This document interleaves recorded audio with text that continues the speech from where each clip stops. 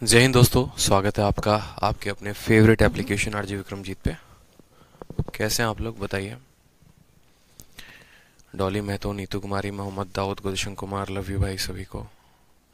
संजना वर्मा, अभय सिंह, कैसे हैं? बढ़िया सर, पूरा रिवाइज करके आए हैं, क्या बात है सर। मज़ा आ रहा है मेंसुरेशन पढ़ने में, क्या बात है सर। ज्योमेट्री के सारे क्वेश्चंस लगा लिए। चलो, बहुत बढ़िया भाई। Good morning sir. दही चूरा खा लिए हैं आप? सर नहीं खाए हैं भैया, अभी तो नहाए तक नहीं है।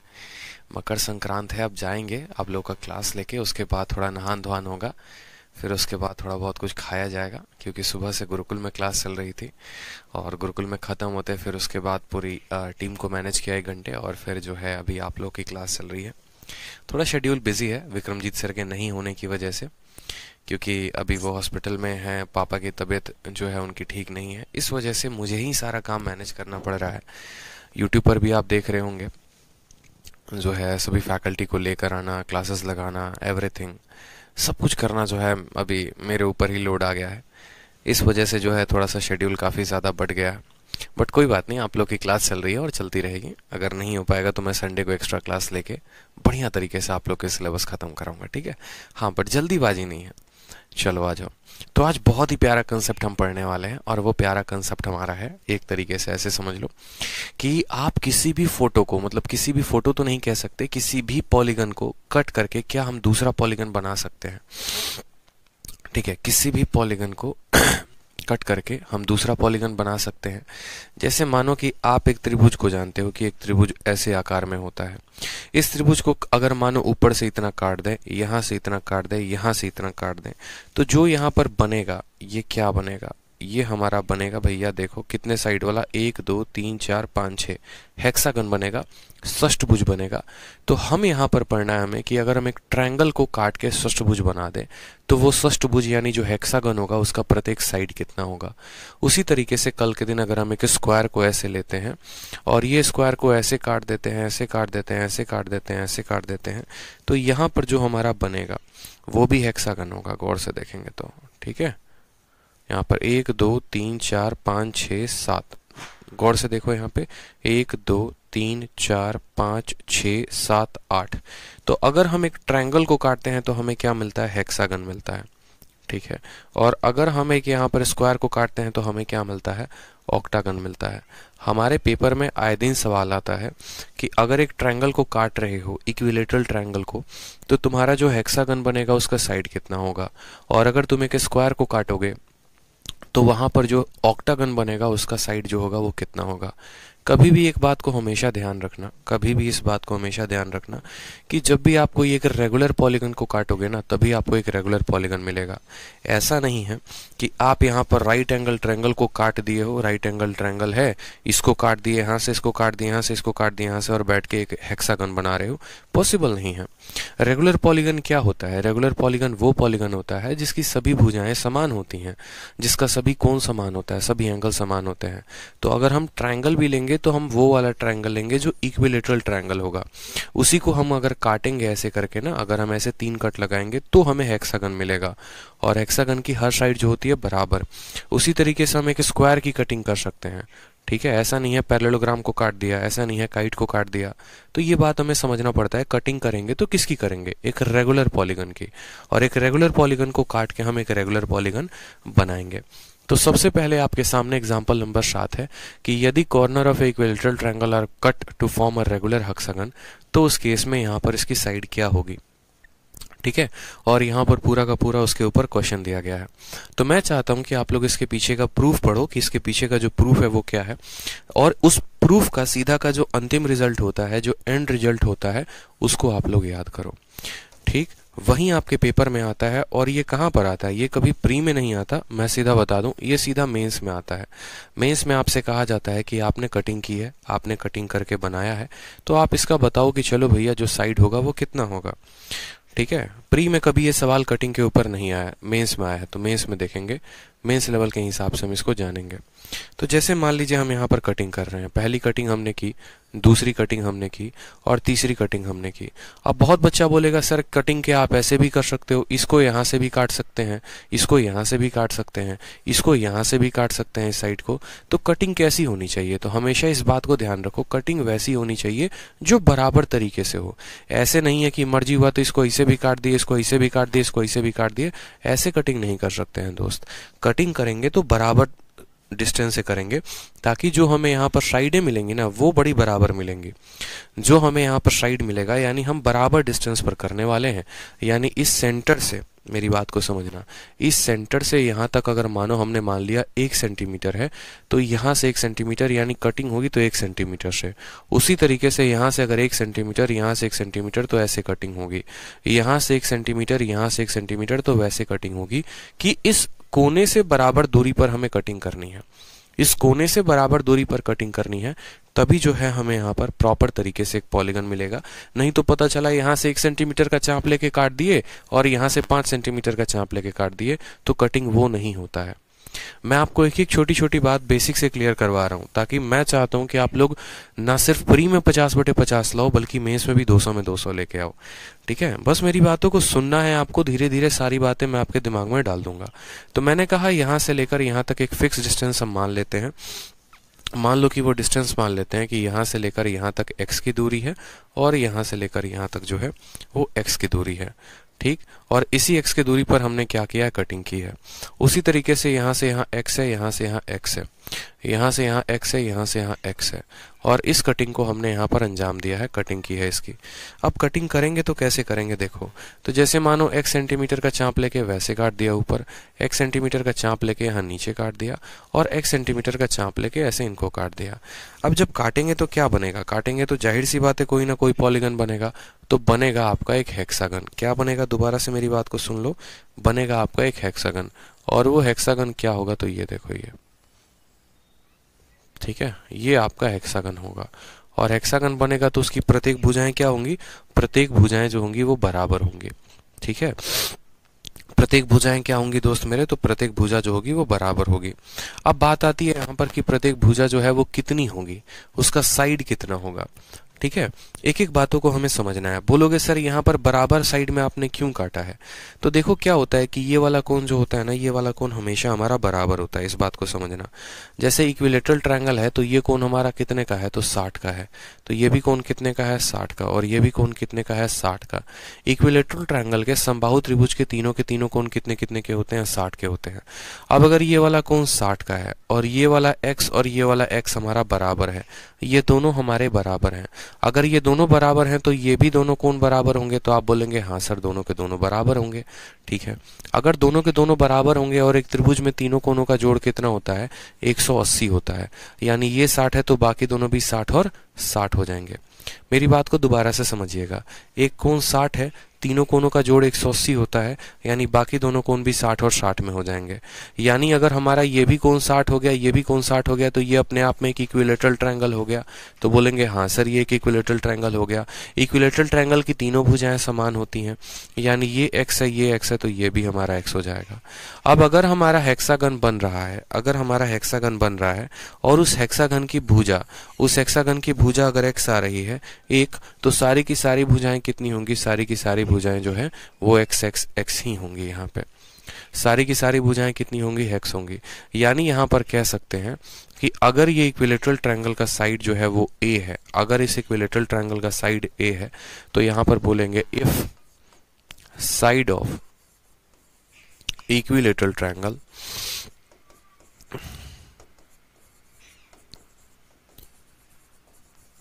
is equal to a centimeter, then side of hexagon, तो हेक्सागन की जो साइड होगी वो कितनी होगी, वो होगी x। अगर इसकी साइड a है तो हेक्सागन की साइड x आई है, और ये जो x है ये कितने के बराबर है, आप खुद देखो यहाँ पर a जो है वो कितने के बराबर है, तो a हमारे 3x के बराबर है। या फिर हम ऐसे भी कह सकते हैं कि x x x यानी 3x जो है हमारे a के बराबर है, तो x की वैल्यू कितनी आएगी, 1/3। यानी यहाँ पर बोलेंगे कि अगर ट्रायंगल का साइड a सेंटीमीटर है तो हेक्सागन का साइड उसका 1/3 होगा। अगर ट्रायंगल की साइड हमारी ये सेंटीमीटर है तो हेक्सागन की साइड उसका 1/3।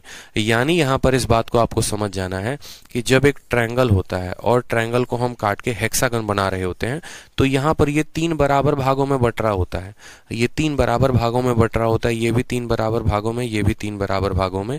यानी अगर पूरे ट्रायंगल की साइड हमारी 30 सेंटीमीटर है, ठीक है, तो हमारा जो हेक्सागन का साइड होगा वो 10 होगा, ये भी 10 होगा, ये भी 10 होगा।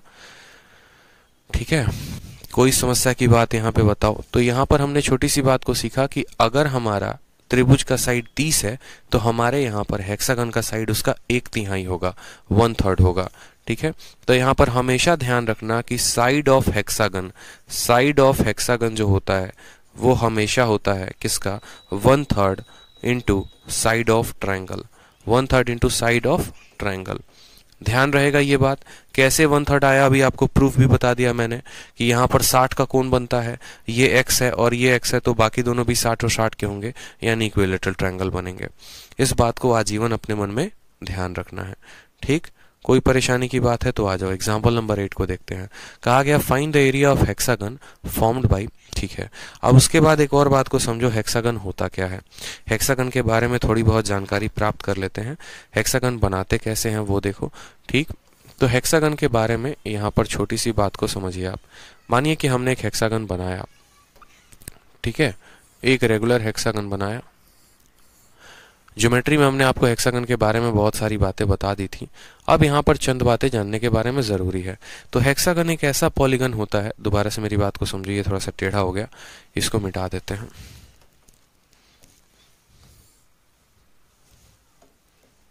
हेक्सागन हमने आपको बताया भी था,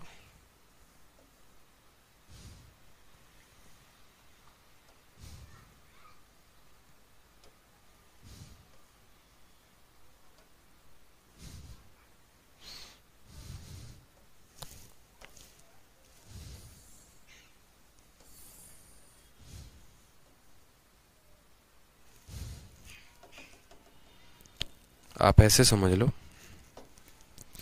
एक साइड ये लिया, दूसरा साइड हमने यहाँ पर ये लिया, ठीक है, मिलाते जाओ।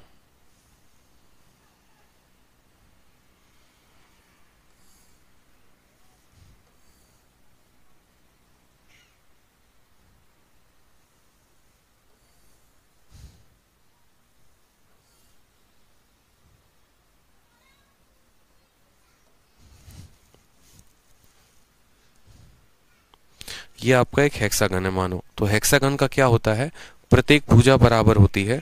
एक हेक्सागन की अगर हम बात करें तो देखेंगे यहाँ पर हेक्सागन के बारे में छोटी छोटी बातों को समझेंगे। अगर ये हमारा a सेंटीमीटर है तो ये भी a होगा, ये भी a होगा, ये भी a होगा, ये भी a होगा और ये भी a होगा। एक हेक्सागन के बारे में एक और इंटरेस्टिंग बात अगर जानो, ठीक है, तो हेक्सागन को अगर आप जोड़ते हो, और हेक्सागन को जोड़ते हो तो कैसे जोड़ते हो जरा वो देखो। अगर आप इसके डायगोनल को मिलाते हो कुछ इस प्रकार से, तो देखते चलो आपके साथ क्या होगा।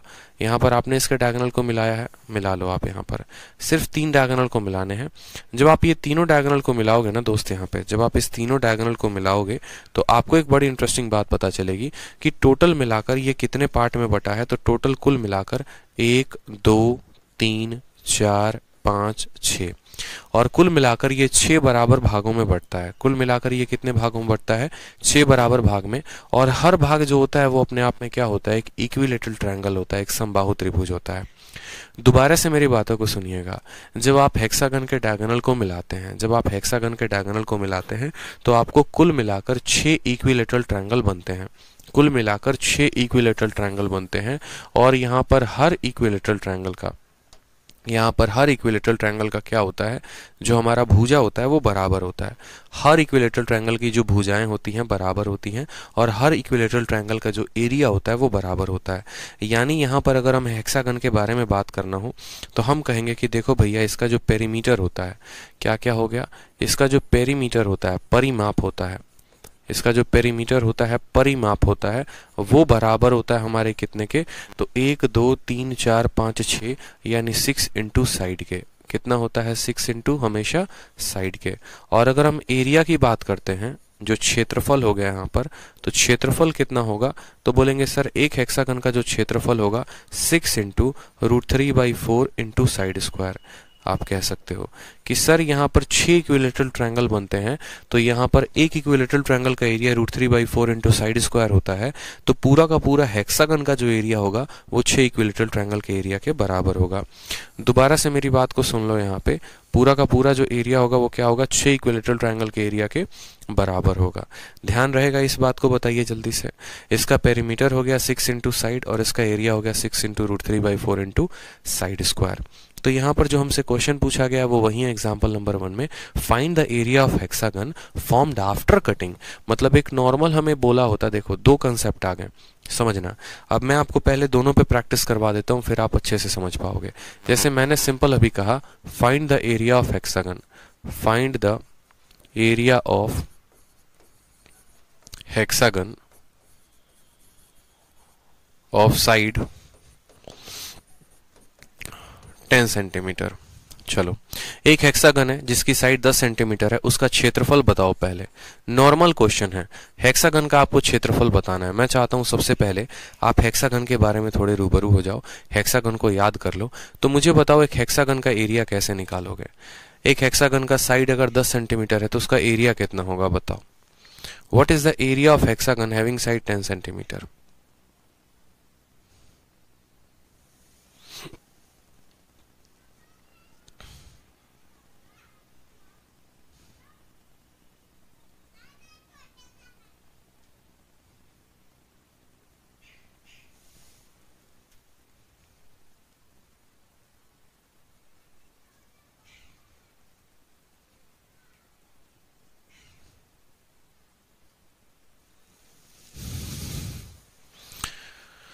बताओ। बोलोगे सर बहुत आसान है, एरिया का मतलब क्या हो गया सर? एरिया का मतलब हो गया 6 इंटू √3/4 इंटू क्या हो जाएगा, साइड का स्क्वायर। साइड कितना है तो 10 इंटू 10, साइड कितना है तो 10 इंटू 10। 2 से काटेंगे तो 2 बार में, 2 से काटेंगे 5 बार में, 2 से काटेंगे 5 बार में। 5 इंटू 5 25, 25 इंटू 6 कितना हो जाएगा, 150 √3। कितना हो जाएगा तो बोलेंगे sir 150 √3 centimetre square, 150 √3 centimetre square. बहुत शानदार। इसी तरीके से मानिए एक और क्वेश्चन अगर हम आपको देते हैं, ठीक है, दूसरा क्वेश्चन। और दूसरा क्वेश्चन में आपसे क्या पूछते हैं, find the perimeter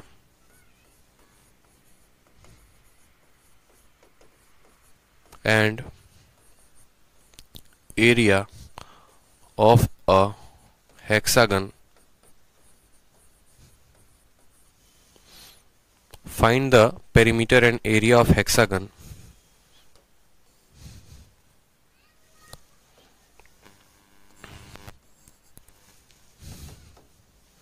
having side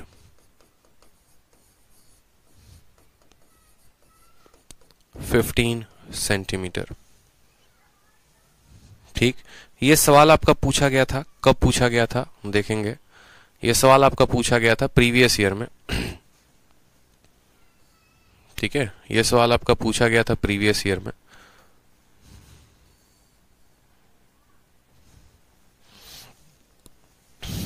और कब पूछा गया था वो भी बता देते हैं आपको,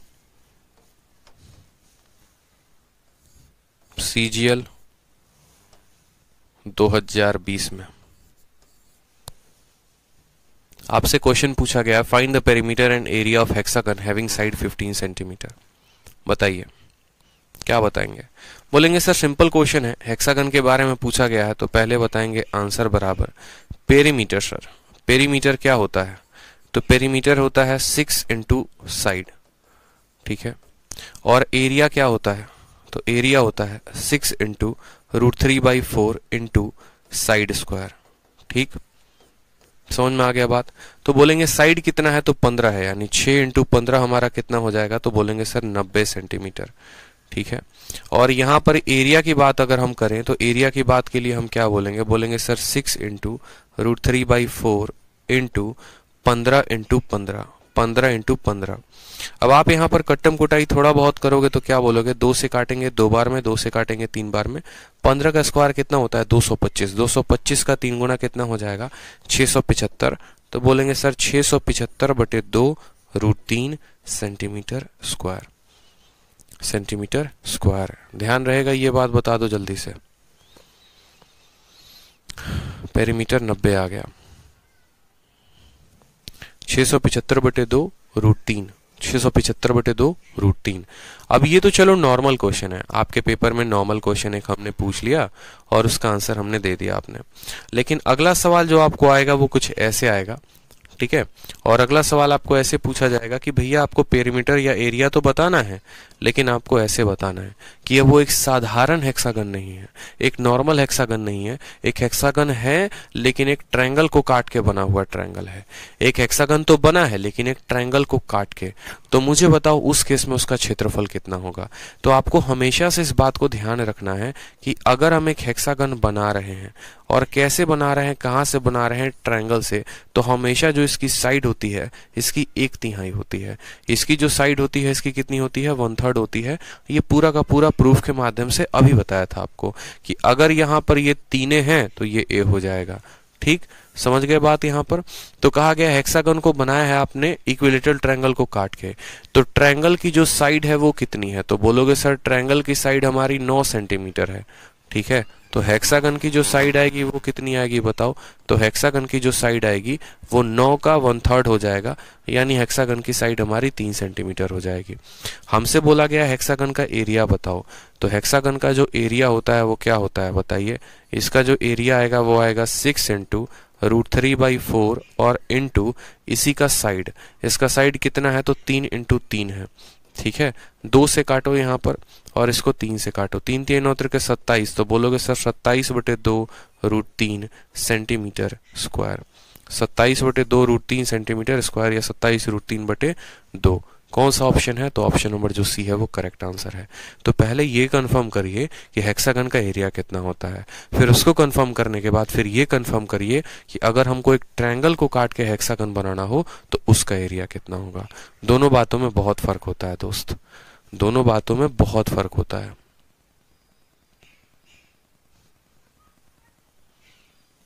क्लियर है सभी को, बता दो।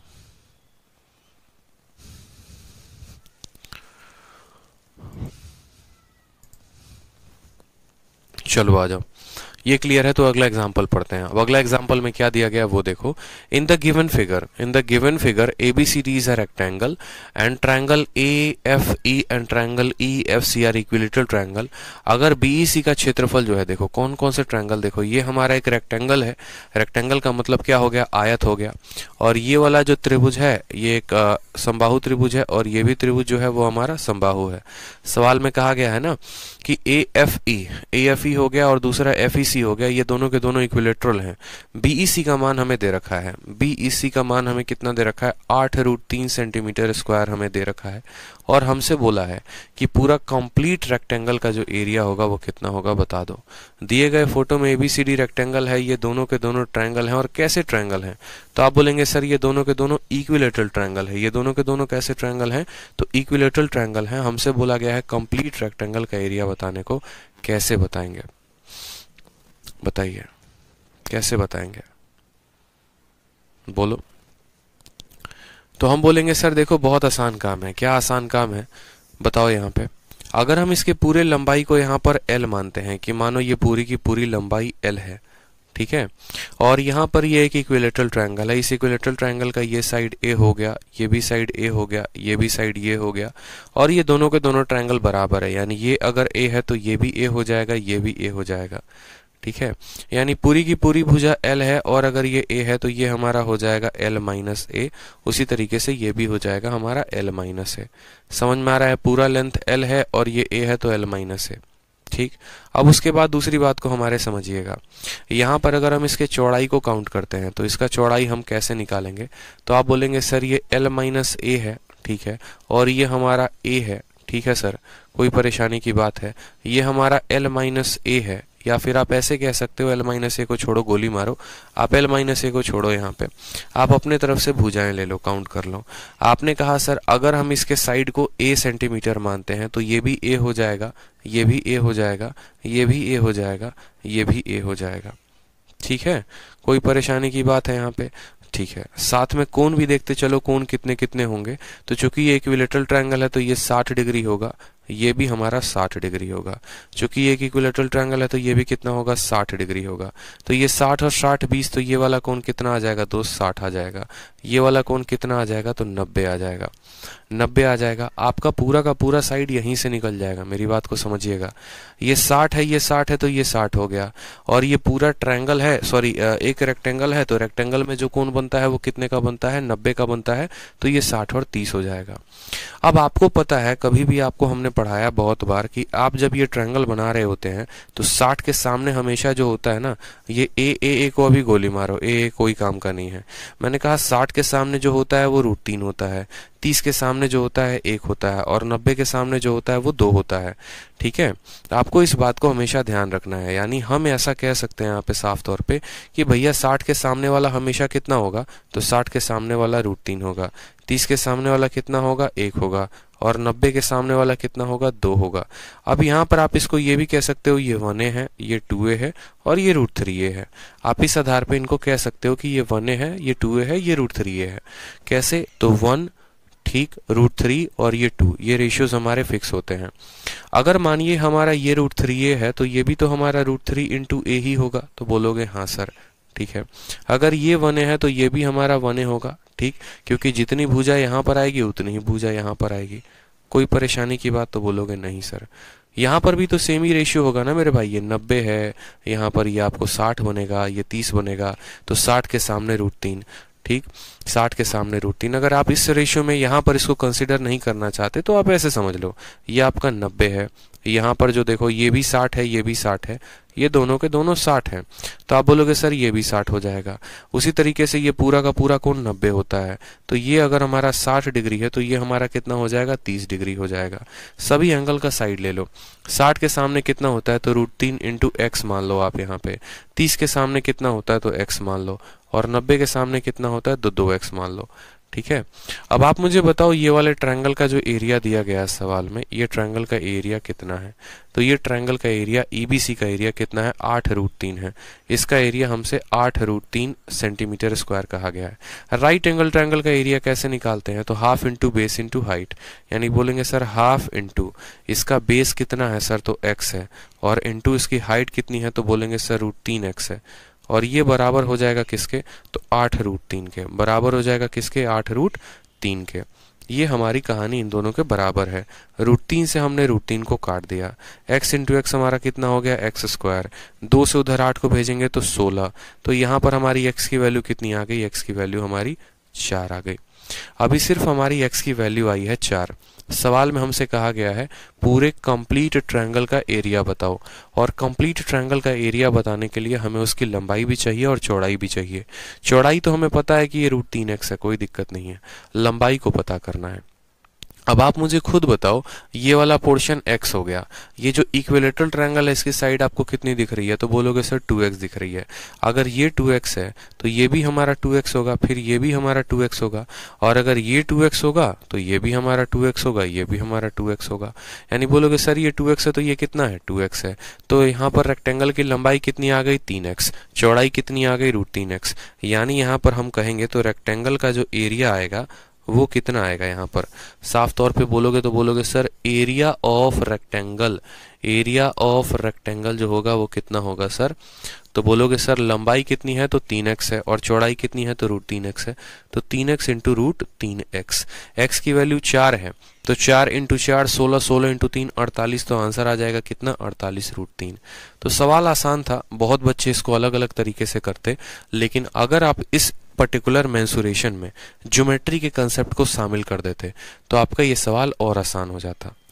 मेरी बात को दोबारा से समझिएगा, हम आपसे क्या कहना चाहते हैं, हम आपसे ये कहना चाहते हैं कि अगर आप इस सवाल में ज्योमेट्री के कंसेप्ट को लगा देते ना तो आपका ये सवाल और आसान हो जाता, आपका ये सवाल क्या हो जाता, और आसान हो जाता। रेशियोज के माध्यम से पूरा बेसिक फॉर्म में एक एक पॉइंट हमने आपको पढ़ाया है ताकि आप इसको समझ पाए। रेशियो से निकाला x √3x इतना आ गया, ये 2x है तो ये भी 2x होगा। बहुत बच्चे बोलेंगे सर ये 2x और ये 2x कैसे हो गया। अरे बाबू तुम्हारा ये 60 कोण है, ये भी तुम्हारा 60 है, ये तुम्हारा 120 है और ये भी तुम्हारा 120 है। ये 2x इस 2x के, ये 2x इस 2x के बराबर, ये इसके बराबर, तो ये इसके बराबर नहीं होगा। इस आधार पे भी आप इनको कह सकते हो। ठीक है, तो बता दो, क्लियर हुआ, सभी को समझ में आया है? बताओ। हम्म।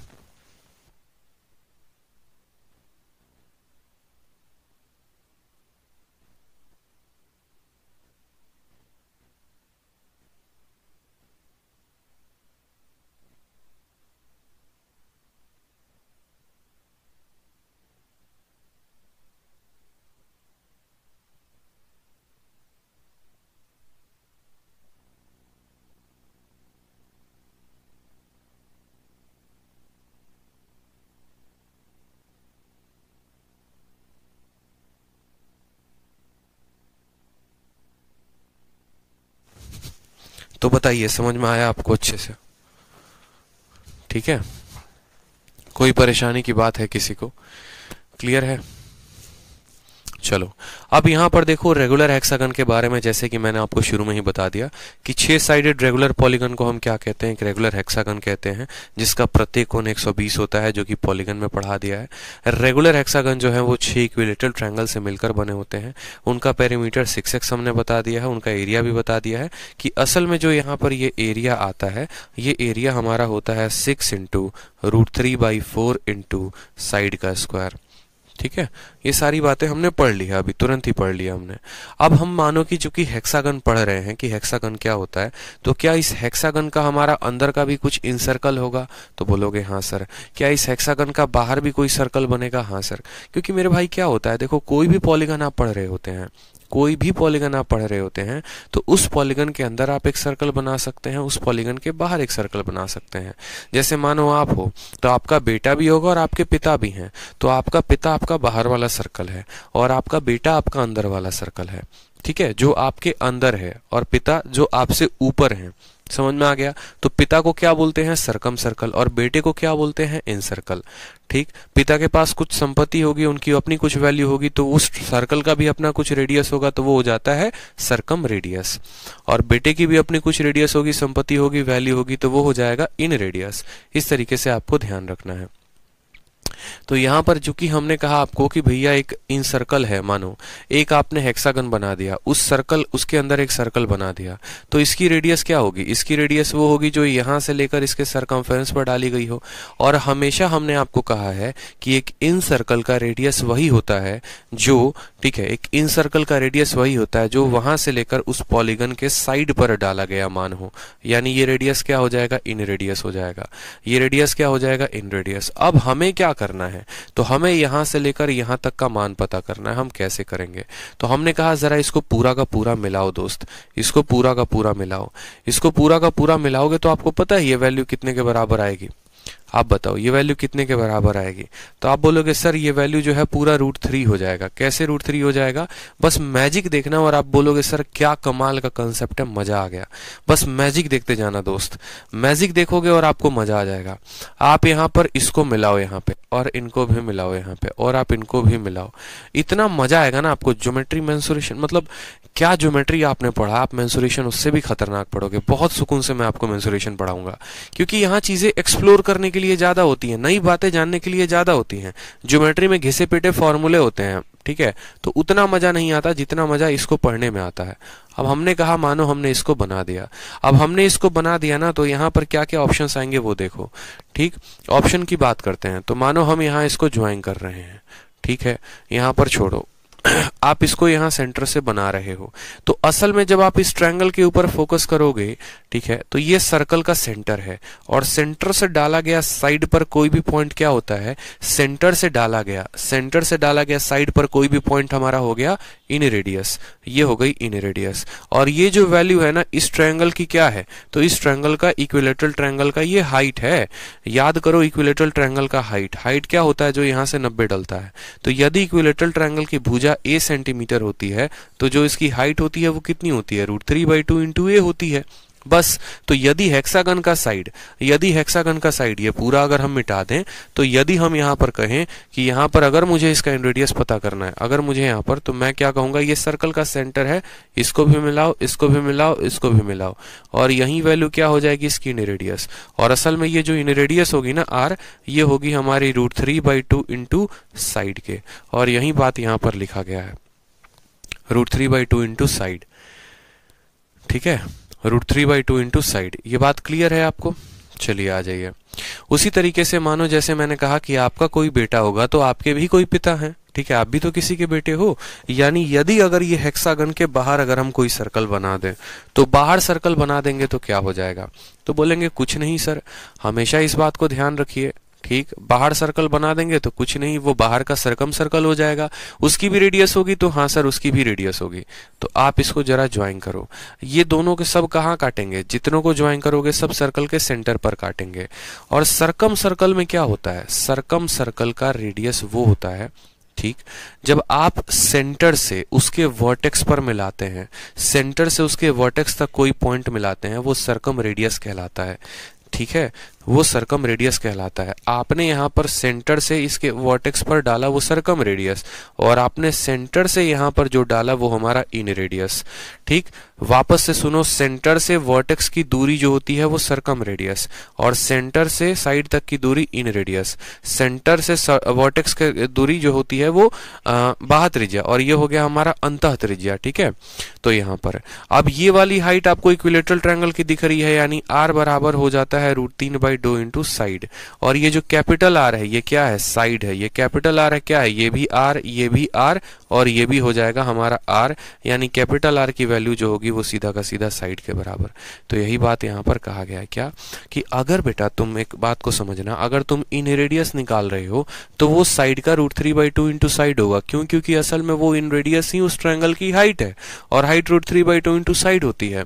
और अगर तुम यहाँ पर क्या निकाल रहे हो? सरकम रेडियस, तो एक हेक्सागन का सरकम रेडियस उसकी भुजा के बराबर होता है, ठीक है, उसकी भुजा के बराबर होता है। क्लियर हो गया ये दो पॉइंट यहाँ पे। अब आ जाते हैं यहाँ पर नंबर ऑफ डायगोनल के बारे में, कि नंबर ऑफ डायगोनल एक रेगुलर हेक्सागन में कितने होंगे? तो 9 होंगे। अब ये 9 कहाँ से आए हैं? याद करो जब पॉलीगन पढ़ा रहे थे, और पॉलीगन में पढ़ा रहे थे n इंटू n-3/2, याद आ रहा है? तो बोलोगे हाँ सर। तो हेक्सागन में भुजा कितनी होती है? तो बोलोगे 6। तो यहाँ पर n का लिखो 6, 6 में से 3 गया तो आ जाएगा 3, और बट्टे में कितना करोगे? 2। 18 का आधा कितना होगा? 18 का आधा 9 होगा। इसीलिए एक हेक्सागन में विकर्णों की संख्या जो होती है वो 9 होती है। क्योंकि पॉलीगन में हमने आपको पढ़ाया था कि आप किसी भी पॉलीगन का आप डायगोनल निकालना चाहते हो तो n इंटू n-3/2 आपका फॉर्मूला है, आप उसी फॉर्मूले के आधार से निकाल पाओगे। फिर उसमें हमने ये बांट दिया कि इसमें सबसे बड़ी वाली डायगोनल कौन सी होगी और छोटी वाली डायगोनल कौन सी होगी।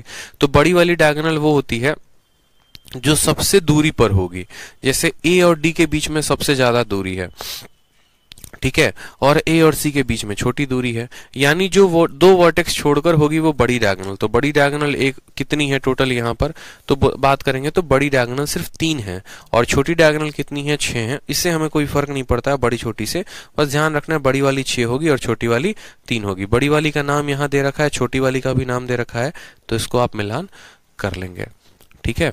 अब यहां पर भी पूछता है कि चलो ठीक है, तुमने पहले मुझे इन रेडियस बता दिया हेक्सागन के बारे में, मतलब आपने अभी हेक्सागन के बारे में क्या क्या पढ़ लिया। आप अगर हम पॉइंट को क्लैरिफाई करें तो हमने सबसे पहले पढ़ा हेक्सागन का साइड कितना होता है, फिर उसके बाद हमने पढ़ा पेरीमीटर कितना होता है, फिर हमने उसके बाद पढ़ा उसका एरिया कितना होता है, फिर उसके बाद हमने पढ़ा उसका इन रेडियस कितना होता है, फिर पढ़ा सरकम रेडियस कितना होता है। अब बारी है पढ़ने की हेक्सागन के डायगोनल के बारे में। अब डायगोनल में भी हमने आपको क्या समझाया? डायगोनल में भी हमने आपको कहा कि एक हेक्सागन के 2 डायगोनल होते हैं, एक बड़ा वाला होता है, एक छोटा वाला होता है।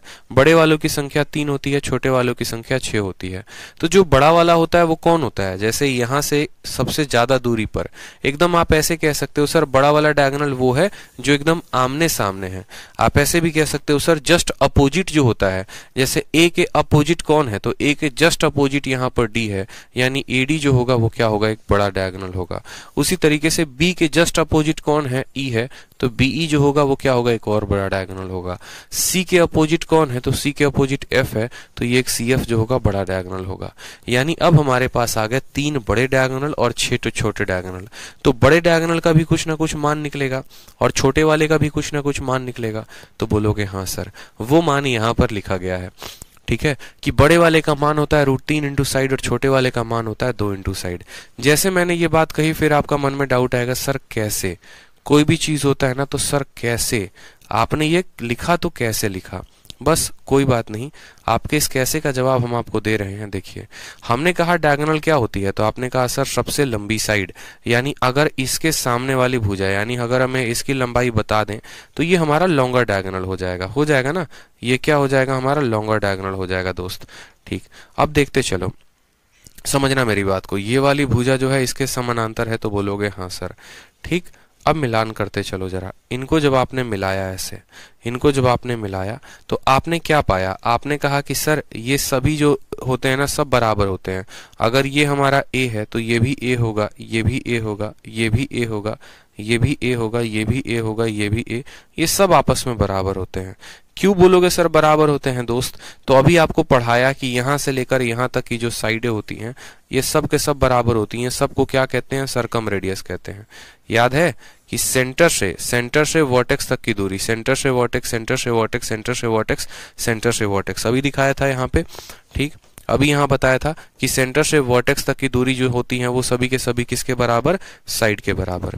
यानी अगर हमारा साइड ए है तो ये भी ए। अब ये बड़ी वाली साइड देखना जरा, बड़ी वाली डायगोनल कितनी आ जाएगी, तो बड़ी वाली डायगोनल जो होती है हमेशा, लॉन्गर डायगोनल जो होती है छोटे वाले के हमेशा दोगुने होती है। और यही बात कहा गया length of longer diagonal of regular hexagon, अगर इसकी साइड a है तो इसकी डायगोनल कितनी होगी, दोगुनी। अगर किसी हेक्सागन की साइड 10 है तो उसका बड़ा वाला डायगोनल होगा 20। अगर किसी हेक्सागन की साइड 20 है तो बड़ा वाला डायगोनल होगा 40। ठीक है, अब बात करते हैं यहाँ पर दूसरा वाला हम क्या कहते हैं, जैसे मानो यहाँ पर, ठीक, ये हमारा हेक्सागन हो गया, क्या हो गया, हेक्सागन हो गया। अब इसमें हमें छोटी वाली डायगोनल का पता करना है। छोटी वाली डायगोनल कौन हो सकती है, ठीक है, डायगोनल कभी भी अपने पड़ोसी को छोड़ के किसी को भी अटैक मार देता है। जब हम पढ़ा रहे थे विकर्णों की संख्या, तो विकर्ण कौन होते हैं, जैसे इसका यहाँ पर पड़ोसी मित्र ये है, इसका पड़ोसी मित्र ये है, इन दोनों को छोड़ के ये तीनों पर अटैक कर सकता है, इस पर भी अटैक कर सकता है, इस पर भी कर सकता है, इस पर भी कर सकता है। यानी एक बंदे के पास टोटल 3 अटैकिंग पॉइंट होते हैं, 1 पॉइंट, 2 पॉइंट, 3 पॉइंट। उसमें बड़ा वाला डायगोनल सिर्फ वही पॉइंट होगा जो उसके सामने खड़ा होगा। ठीक है, उसके बड़ा वाला पॉइंट वही होगा जो जस्ट उसके सामने खड़ा होगा, और बाकी दोनों जो बच जाएंगे वो छोटी डायगोनल कहलाएंगे। तो टोटल हेक्सागन में होते हैं 6 पॉइंट। अगर हर बंदा 3 लोगों पर अटैक कर सकता है तो 6 लोग 18 लोगों पर अटैक करेंगे। लेकिन आपको ऐसे पता चलेगा जैसे ये इसके ऊपर अटैक कर रहा है तो ये भी तो इसके ऊपर अटैक कर रहा है, इसलिए उस 18 की संख्या को आधी कर दी जाती है, तो पता चलता है कि 9 ही डायगोनल है। उस 9 में 6 डायगोनल हो गए छोटे और 3 हो गए बड़े, क्योंकि एक बंदा 3 लोगों पर अटैक कर सकता है।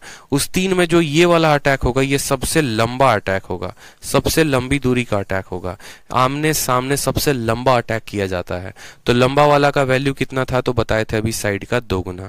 और ये वाला जो अटैक हो गया ना, ये हो गया छोटा अटैक। ठीक, अब ये छोटे अटैक की वैल्यू को कैसे निकालोगे, बस वो समझो। तो मैंने आपको कहा कि अगर मुझे ये छोटा अटैक निकालना है तो मैं कैसे निकालूंगा। ठीक है, अब जैसे मानो ये वाला भी पॉइंट है तो ये इसके ऊपर भी अटैक कर सकता है, इसके ऊपर भी अटैक कर सकता है, इसके ऊपर भी अटैक कर सकता है। ये जो होगा ये लंबा डायगोनल और बाकी दोनों क्या होंगे, छोटे डायगोनल। तो यहाँ पर किसी एक छोटे डायगोनल को पकड़ते हैं। अगर इसकी साइड ए है और इसकी साइड ए है और ये जो हो गया इसका छोटा डायगोनल हो गया, ये क्या हो गया, छोटू डायगोनल हो गया। तो यहाँ पर हम इसको कैसे करेंगे, तो समझो। आप बोलोगे सर हेक्सागन की प्रत्येक एंगल कितने की होती है, बताना, हेक्सागन का हर एंगल कितने का होता है। तो बोलोगे सर हेक्सागन का हर एंगल 120 120 120 का होता है। कितने का होता है, प्रत्येक कोण 120 का होता है। तो ये जनाब भी कितने के होंगे, 120 के होंगे। आपको एक बात अच्छे से समझाया था, एक याद करो वो ट्रायंगल जब हमने आपको पढ़ाया था कि यदि यहाँ पर ये कोण 120 का बनता है तो जो साइड का रेशियो होता है, और ये दोनों भुजाएं बराबर होती हैं, ये दोनों भुजाएं बराबर होती हैं, तो ये जो कोण होंगे ये 30 के बनते हैं, 30 के। ठीक है, 30 डिग्री, 30 डिग्री और 120 डिग्री। तो हम बोलते हैं अगर ये 1 है, ये 1 है, तो ये इसका √3, 1/√3 का हमेशा रेशियो बनता है। इस बात को ध्यान रखो। तो अगर ये 1 है, ये 1 है, तो ये हमेशा कितना हो जाएगा, √3 हो जाएगा। और यही बात वहां पर आपको कहा गया है कि बड़ी वाली जो डायगोनल होती है वो 2 गुना होती है भुजा के, और छोटी वाली डायगोनल जो होती है वो कितनी होती है, √3s होती है। ठीक है, समझ में आ गया बात यहाँ पे। एक स्टूडेंट बोल रहे हैं सर ये बगल के वर्टेक्स पर क्यों नहीं होता। अरे बगल के वर्टेक्स को डायगोनल थोड़ी कहते हैं, बगल के वर्टेक्स को तो साइड कहते हैं। ये वाले पॉइंट से ये वाले पॉइंट को साइड कहते हैं। और इसको छोड़ के, जैसे मानो यहाँ पर ये पॉइंट P है और ये पॉइंट Q है, ये पॉइंट R है, तो P अपने साइड वालों को पे अटैक करेगा तो वो उसका डायगोनल नहीं, वो उसकी साइड होती है। ये P से Q तक साइड हो गया, P से R तक साइड हो गया, और Q और R को छोड़ के वो किसी पर भी अटैक कर दे वहीं उसका डायगोनल कहलाता है।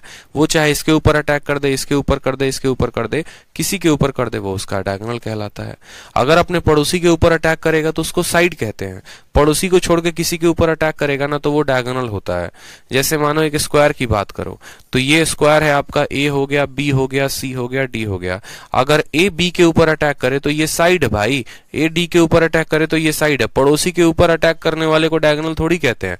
इन दोनों को छोड़ के वो किसी के ऊपर अटैक करे, जैसे C के ऊपर करेगा तो डायगोनल कहलाएगा। समझ में आ गया बात। तो एक स्क्वायर में सिर्फ एक ही डायगोनल होता है, लेकिन जैसे हम स्क्वायर के बाद बढ़ते हैं, हेक्सागन में बढ़ते हैं, तो इसमें दो तरह के डायगोनल। ठीक, बड़ी वाली की डायगोनल की साइड होती है इसकी दोगुनी, और छोटी वाली की होती है √3 इंटू साइड। ललित कुमार, आपकी बात का ध्यान रखा जाएगा, आप चिंता ना करें। चलिए आ जाइए। तो हमसे यहाँ पर कहा गया find the area of shaded reason. Hexagon का सबसे पहला क्वेश्चन, बहुत ही बेहतरीन खूबसूरत क्वेश्चन। अभी सिर्फ थ्योरी करा रहा हूँ, क्वेश्चंस कराऊंगा ना तो दोबारा से रिवाइज करवा देंगे, दोबारा से करवा देंगे और ज्यादा क्लियर हो जाएगा। तो सवाल में कहा गया find the area of shaded reason और एरिया ऑफ रेगुलर हेक्सागन। ये जो शेडेड रीजन है, इसका एरिया बताओ कितना होगा, और पूरा का पूरा हेक्सागन का एरिया बताओ कितना होगा। बताओ कैसे निकालोगे, चलो बताओ।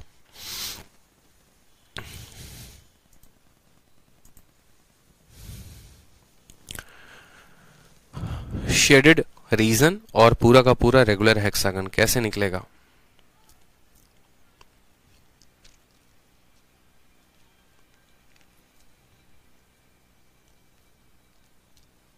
बताइए। चलिए, बहुत बहुत शानदार चीज है हेक्सागन जो है, बहुत बहुत बहुत शानदार है। पूरा का पूरा पढ़ लिया तो मजा आ जाएगा।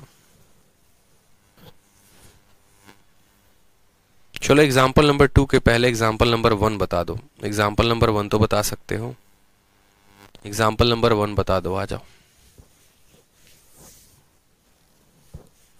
एग्जाम्पल नंबर 2 के पहले एग्जाम्पल नंबर 1 बता दो। Find the area of shaded region to that of area of regular hexagon. कैसे बताओगे, बताओ चलो। ये बता दो, फोटो देख के बता दोगे। एक बच्चे को पूछे बेटा कितना है तो बोलेगा सर देख लो आधा। ठीक है यार, पूरा हेक्सागन है आपके पास, और पूरे हेक्सागन का जो एरिया है, मानो ये पूरा का पूरा हेक्सागन है, और इस पूरे हेक्सागन को आपने यहाँ से बीच से क्या किया है, ऐसे आधे से काट दिया है। तो बोला गया है शेडेड रीजन और रेगुलर हेक्सागन। अगर मैं बोलूं पूरा का पूरा रेगुलर हेक्सागन जो है वो 2 यूनिट है, तो शेडेड का कितना है, 1 है, यानी रेशियो कितना आएगा, 1:2 आएगा। अलग अलग बच्चे उत्तर दे रहे हैं। ये शेडेड रीजन है दोस्त, साफ आधा आधा। आपको फोटो नहीं दिख रहा है क्या, बताना। फोटो से आप देख के नहीं बता सकते हो कि ये आधा आधा है। अगर आधा आधा है तो रेशियो कितना हो जाएगा पूरा। अगर हेक्सागन 2 पार्ट है तो शेड वाला जो है वो 1 पार्ट है। ठीक, अब बोलोगे सर एग्जामिनर को हम थोड़ी बताएंगे इसे फोटो देख कर कि तुम आंखें से देख लो अपनी, तुम्हें आधा दिख रहा है कि नहीं दिख रहा है। ठीक है, क्या होगा कि आपको लाइन ऑफ सिमेट्री ध्यान रखनी पड़ेगी। लाइन ऑफ सिमेट्री कुछ बातें होती हैं, जैसे मानो हेक्सागन के बारे में मैं आपको बताऊं कहां कहां से एरिया के ऊपर सवाल आते हैं, क्योंकि आप पढ़ रहे हैं मेंसुरेशन, और मेंसुरेशन जो सवाल बनेगा ना वो एरिया के ऊपर ही बनेगा। आप एग्जामिनर को कह ही नहीं सकते कुछ, इसमें एरिया के ऊपर सवाल बनते हैं, एरिया के ऊपर सवाल बनेगा और आप इसको रोक नहीं पाएंगे। तो अगर एरिया के ऊपर सवाल बनेगा तो हम बनाएंगे कैसे पेपर में, ये बड़ा महत्वपूर्ण सवाल उठ जाता है हमारे लिए कि हम सवाल को बनाएंगे तो कैसे बनाएंगे। तो अब देखिए कैसे बनेगा सवाल आपका। ठीक है, ये पूरा का पूरा एक परफेक्ट रेगुलर हेक्सागन बना दिया हम लोगों ने।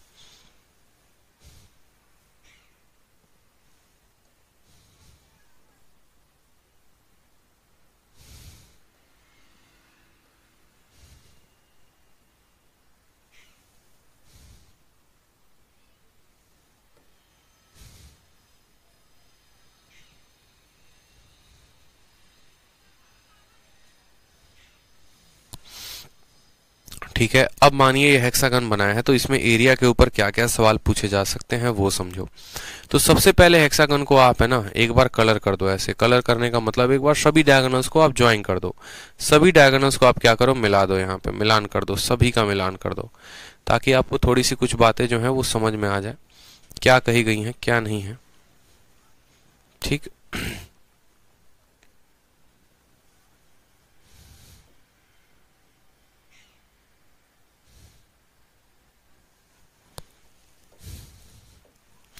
ये समझ जाओ यहाँ पर मिले हुए हैं। ठीक है, परफेक्ट फोटो थोड़ा सा नहीं बना है, कोशिश कर लेंगे समझने की।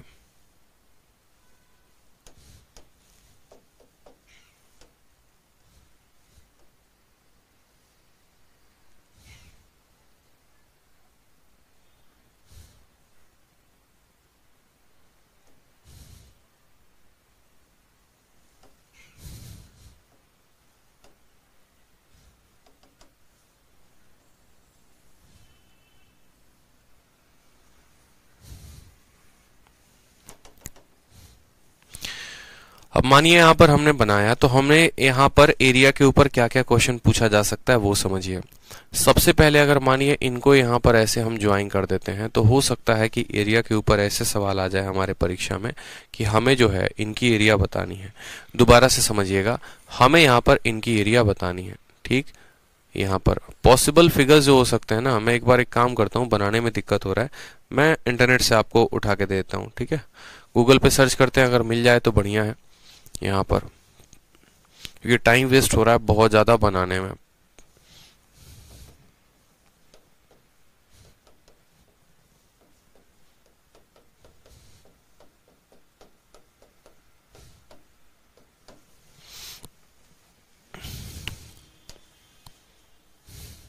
देखो पॉसिबिलिटीज क्या क्या हो सकती है, अगर आप सिर्फ एक गूगल पे इतना सर्च करोगे ना, शेडेड एरिया इन हेक्सागन, आपको 1000 पॉसिबिलिटी दिखाई जाएगी। ठीक है, हमें उतनी चीजों का ध्यान नहीं रखना है, बस उसके कंसेप्ट को समझ जाना है। मैं चाहता हूं कि मैं आप लोग को कंसेप्ट दे पाऊं। जैसे अगर आप बात करोगे तो सबसे पहले आपसे ऐसा भी क्वेश्चन आपके प्रीवियस ईयर में पूछा गया है, इस पर्टिकुलर ट्रायंगल का एरिया क्या होगा। उसी तरीके से आपको ये वाला कंसेप्ट जो कि मैंने आपको दूसरा कंसेप्ट दिया है, आपको ऐसा ये छिलका कंसेप्ट भी है, ये भी आपके शीट में दिया गया है। जितने पॉसिबल हो सकते हैं, जितने पॉसिबल होते हैं, आपको यहाँ पर अगर देखोगे तो ये थोड़ा सा हाई लेवल हो जाएगा, ये वाला पॉइंट ये थोड़ा सा हाई लेवल हो जाएगा, ये भी पॉसिबिलिटी आपकी आती है। हर तरह की पॉसिबिलिटी होती है एक हेक्सागन के अंदर। अगर आप पूरा का पूरा सर्कल बना लोगे, ट्रायंगल बना लोगे, 3 पिंक कलर वाले हो गए, तो ये जितनी पॉसिबिलिटी है, ये 2017 के मेंस का क्वेश्चन है, ये भी हम आपको बताएंगे। ठीक है, हर तरह की संभावनाएं यहाँ पर दी गई होती हैं, जितने भी हैं, ताकि आप इन चीजों को समझ पाओ कि यार जो आपका रिसोर्स है ना वो लिमिटेड नहीं है। आपका जो रिसोर्स है वो लिमिटेड नहीं है। बेसिकली आपको जो काम करना है वो कंसेप्ट के ऊपर काम करना है। आप किसी को देखकर ये बुद्धि पता ही नहीं चलेगा कि देखो ये वाले फोटो में कि क्या इसमें भी हेक्सागन लगा सकते हैं, बिल्कुल लगा सकते हैं। ये सभी पॉसिबिलिटीज के ऊपर क्वेश्चंस आए हैं आपके पेपर में, आप जितना चाहो ठीक है सोच सकते हो। बहुत हाई लेवल के भी क्वेश्चंस आते हैं। ये अभी आपका 2017 के मेंस का क्वेश्चन है, हेक्सागन के ऊपर पूछा गया है, आपके शीट में डला हुआ क्वेश्चन है। ये भी 2017 के मेंस का क्वेश्चन है, ये भी शीट में डला है। ये भी 2017 के मेंस का क्वेश्चन है, ये भी आपके शीट में डला है। तो ये सभी सवाल जो है हमारे पेपर में पूछे गए हैं शेडेड एरिया के ऊपर, और सभी के कंसेप्ट को जानना है। बेसिकली जो फिगर फॉर्मेशन होता है वो आपका ऐसे होता है। तो अगर हमें यहाँ पर सभी के सवाल को जानना है ना, तो यहाँ पर हमें हमेशा इसको लेकर चलना पड़ेगा, हमें हर कंसेप्ट को जानना पड़ेगा। ठीक है, कि यहाँ पर जो है कैसे हम बना पाएंगे। तो एक हेक्सागन को मैं नॉर्मली डाउनलोड करता हूँ, जिसको मैं नॉर्मली रीयूज कर सकता हूँ यहाँ पे। ठीक है, ताकि बार बार परेशानी जो है वो नहीं होगी बनाने में। जब तक रेगुलर हेक्सागन नहीं बन पाएगा हम इसको नहीं समझ पाएंगे।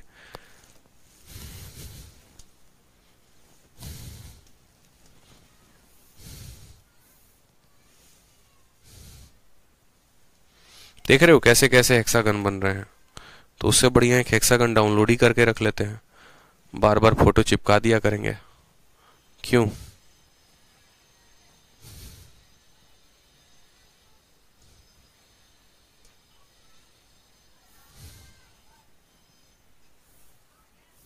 दिखा दो यार।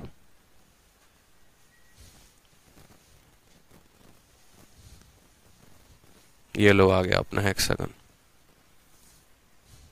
अब इसको जितना मर्जी चाहो, जो मर्जी चाहो कर सकते हो, कोई दिक्कत नहीं है। टूल्स में भी मुझे लगता है मिल जाना चाहिए। Writing board, calendar, screenshot, mask, timer, discipline tool में मैथ्स का हो गया, स्क्वायर, रिकॉग्नाइज, ठीक है। चलो, तो समझ में आ गया यहाँ पे।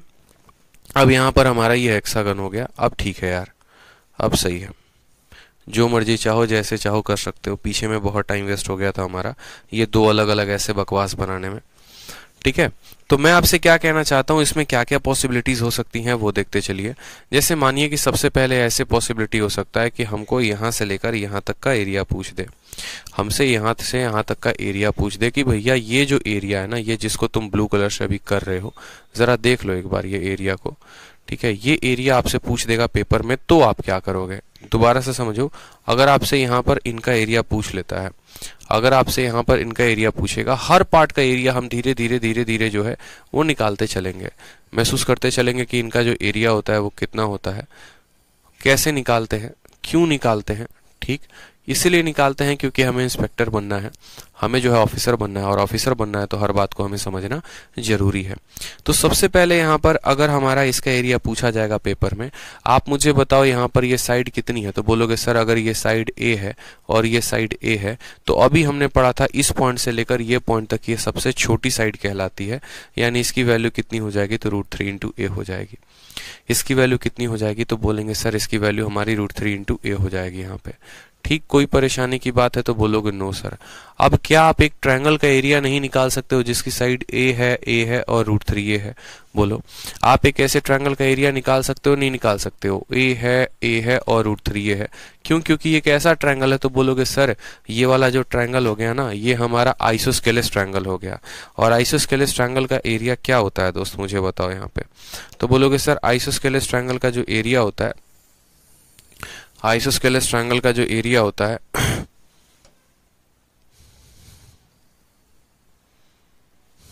देखते चलो। तो आप बोलोगे सर हमें एक ऐसे ट्रायंगल का एरिया निकालना है जिसकी साइड ए है और √3 ये है। तो मुझे बताओ यहाँ पर आपको आइसोस्केलेस ट्रायंगल का एरिया बताया था, अगर ये ए होता है बी होता है, तो सीधा का सीधा फॉर्मूले से एरिया निकाल सकते हैं। बहुत बच्चे ऐसे होंगे जिनको फॉर्मूला नहीं आएगा याद, कोई बात नहीं, अगर तुम्हें फॉर्मूला नहीं आएगा याद ना, तो तुम क्या कर सकते हो, आप इसको यहाँ पर आधे भाग में बांट दो, तो ये हमारा हो जाएगा √3a/2 और ये भी हो जाएगा हमारा √3a/2। अब ये a है, ये √3a/2 है, जब आप ए स्क्वायर में से कितना घटाओगे, आप ए स्क्वायर में से 3/4 ए स्क्वायर घटाओगे तो आ जाएगा आपका a/2। देख लो यहाँ पे, या आप a²/4, देखो ए स्क्वायर में से इसका घटा दिया ना, 4a स्क्वायर में से 3 आपका हो गया √3a/2 का, तो आपका a²/4 यानी आ जाएगा। तो आप यहाँ पर इस ट्रायंगल का जो एरिया है वो कैसे निकालोगे, तो इस ट्रायंगल का जो एरिया हो जाएगा सर वो हो जाएगा half into base into height, half into base, और बेस कितना है सर, तो हाफ इंटू बेस हो जाएगा √3a, और हाइट कितना हो जाएगा, बोलो सर, हाइट हो जाएगा, देखो यहाँ पर हाफ इंटू √3a इंटू कितना हो जाएगा, आपका हाइट हो जाएगा a/2। अगर किसी को इतना नहीं समझ में आया तो आप देखो यहाँ पर सिंपल सी बात एक और आप एंगल के माध्यम से भी कर सकते हो कि आप यहाँ से क्या डालो, 90 डिग्री की हाइट डालो। 90 डिग्री की हाइट डालोगे, ये वैल्यू आपकी 30 डिग्री है, ठीक है, और ये पूरा का पूरा 120 था तो ये 60 हो जाएगा। तो बहुत सिंपल सा बात है, अगर आप ऐसे भी समझो तो यहाँ पर 90 की हाइट डाली, ये 30 होता है, ये 60 होता है, ठीक। 90 के सामने अगर a है, 90 के सामने अगर a है तो 30 के सामने उसका आधा हो जाएगा यानी a/2 हो जाएगा। आप ऐसे भी कह सकते हो कि अगर ये 1 यूनिट होता है तो ये 2 यूनिट होता है, 2 का मान a है तो इतना मान इतना हो जाएगा, यानी इस ट्रायंगल का जो एरिया हो जाएगा वो कितना हो जाएगा, तो हाफ इंटू बेस कितना है तो √3a है, और हाइट कितना है तो a/2 है। ये हमारा हो गया किसका, ब्लू वाले का एरिया, ठीक है, ये हमारा हो गया ब्लू वाले का एरिया, जहां पर हम ये कह सकते हैं, ठीक। फर्दर इसको कैटेगराइज करके हम ये भी कह सकते हैं, यहाँ पे दोबारा से समझो कि सर √3a² और बट्टे में कितना हो जाएगा, 4 हो जाएगा।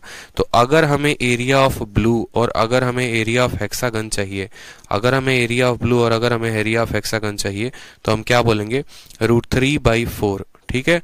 दोबारा से समझ लो यहाँ पे √3/4a² हो गया, और यहाँ पर अगर हम बात करेंगे हेक्सागन की एरिया की तो बोलेंगे 6 इंटू √3/4a²।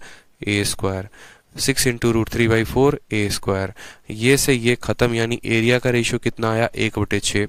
यानी यहाँ पर हमने एक बात सीखा, और हमने यहाँ पर वो क्या बात सीखा कि यार ये जो ब्लू वाला पार्ट होता है ना, ये जो ब्लू वाला पार्ट होता है पूरे हेक्सागन का 1/6 होता है।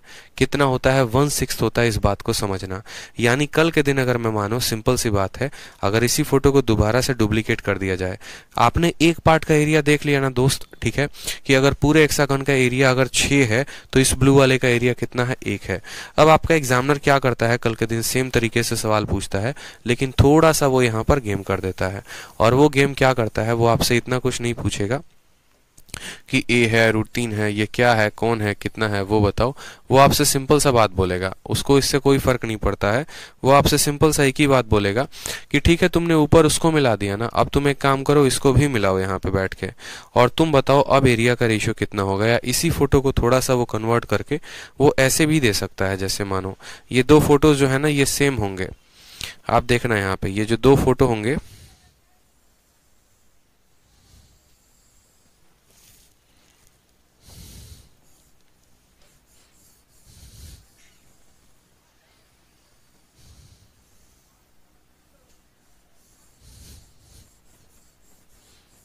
देखो ये अब बोलेगा कि भैया बताओ ये दोनों जो पार्ट हैं, ये दोनों पार्ट का एरिया तुम्हारे टोटल पार्ट के एरिया के साथ कितना है। तो आपको यहाँ पर अब दोबारा से बैठ के प्रूफ नहीं करना है। आप बोलेंगे सर ये वाला एरिया 1 यूनिट है, तो पक्का ये कैसे बना? तो दो साइड वाले को गुना करके बना, दो साइड वाले को जोड़ के बना, तो इसका भी एरिया कितना आएगा? 1 आएगा। पूरे हेक्सागन का एरिया कितना था? 6 था। तो अगर ये 1 है और ये अगर 1 है तो ये कितना आ जाएगा? 4 आ जाएगा। तो एक बार पेपर में जो सवाल पूछा गया था कुछ ऐसे ही पूछा गया था, इसको यहाँ पर ज्वाइन करो। और आपको कहा गया था कि आपके पास ये एक हेक्सागन है। आपके पास क्या है? एक हेक्सागन है। मेरी बात को समझिएगा, आपके पास ये एक हेक्सागन है और उस हेक्सागन में आपको एरिया का रेशियो बताना है।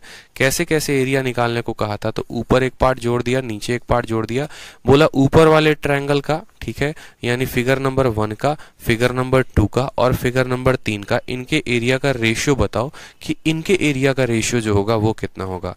हेक्सागन के साथ तुलना नहीं की गई है, इनको पूछा गया है कि आपस में आप इनके एरिया का रेशियो बताओ कि आपस में इनका एरिया का रेशियो कितना होगा। यानी ये पार्ट 1 है, ये पार्ट 2 है और ये पार्ट 3 है। ठीक है, तो हमने कहा ठीक है भैया, एरिया पार्ट 1 का, पार्ट 2 का और पार्ट 3 का एरिया का जो रेशियो होगा वो कितना होगा। बहुत ही साधारण है, एरिया का जो रेशियो आएगा वो आएगा, बोलेंगे सर अगर इसका एरिया 1 यूनिट है तो इसका भी एरिया 1 यूनिट है और टोटल हेक्सागन का 6 होता है, यानी ये कितना हो जाएगा? 4। तो 1:4:1। तो ये पॉसिबिलिटी हो गई हमारी पहली। इसके ऊपर भी और क्वेश्चंस हमसे पूछा जा सकता है, समझे मेरी बात को। और भी बहुत सारे सवाल हमसे पूछे जा सकते हैं। जैसे मानो अभी हम धीरे धीरे चलते चलेंगे, हो सकता है कल के दिन हमसे हेक्सागन पे एक और बढ़िया सवाल पूछ ले, तो सभी चीजों को देखेंगे अभी। ठीक है, जहां जहां जरूरत पड़ेगी बांटने की वो भी बांटेंगे। जैसे एक बांटने का हमने क्या कहा था, पहले बांटने का तरीका हमने ये कहा था कि अगर हमारे पास ये एक हेक्सागन है और ये हेक्सागन को हमें बांटना है डायगोनल्स को जोड़ के, तो हम इसको 6 भागों में बांटते हैं। 1 2 3 4 5 6 बांटते हैं 6 भागों में। तो बोलोगे हाँ सर, इसमें जब आप इसको मिलाओगे तो और भी बहुत सारी संभावनाएं होती हैं, वो डिपेंड करता है आप मिलाते कैसे हो। जैसे बच्चा पूछता है ना सर ये पॉसिबिलिटी कैसे बनाता है एग्जामिनर, तो मेरे भाई आप भी यहाँ पर रहकर एग्जामिनर क्या आप खुद पॉसिबिलिटी को बना सकते हो। कैसे पॉसिबिलिटी बनाओगे समझो। आप कैसे पॉसिबिलिटी बनाओगे, अगर आपको हेक्सागन के अंदर 50 पॉसिबिलिटी बनानी है ना, आप सिंपल एक काम करो, कुछ मत करो, आप सभी डायगोनल्स को ज्वाइन कर दो, सभी डायगोनल को जोड़ दो आपस में, तो देखो कितना फायदा होगा। आपने कहा सर सभी डायगोनल्स को जोड़ दे, तो हाँ, ये पहला डायगोनल था, ये दूसरा डायगोनल था और ये आपका तीसरा डायगोनल आएगा यहां से।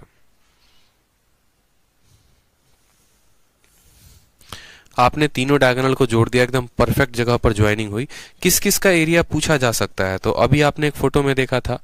आप बताओ यहाँ पर हर पार्ट का आपस में एरिया कितना है, तो बराबर है। ये भी 1 है, ये भी 1 है, ये भी 1 है, ये भी 1 है, ये भी 1 है और ये भी 1 है। एरिया के मैटर में किसी पर आप भरोसा नहीं कर सकते, किसी का भी एरिया किसी के साथ पूछा जा सकता है। जैसे कल के दिन मानो यहाँ पर आपको इनको कलर कर दिया जाएगा, दोबारा से समझो, आपका ये पूरा का पूरा कलर्ड होगा, ये पूरा का पूरा पार्ट कलर्ड मिलेगा आपको।